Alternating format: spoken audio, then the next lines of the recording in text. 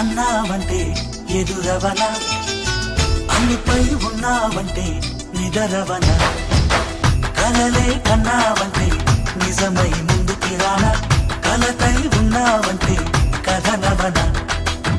అమ్మలో ఉండే సగం అక్షరం నేనే, నాన్నలో రెండో సగం లక్షణం నేనే. అమ్మ తోడు నాన్న తోడు అన్ని నీకు అన్నే చూడు, చెల్లిపోని బంధం నేనమ్మా చిటి చెల్లెమ్మా.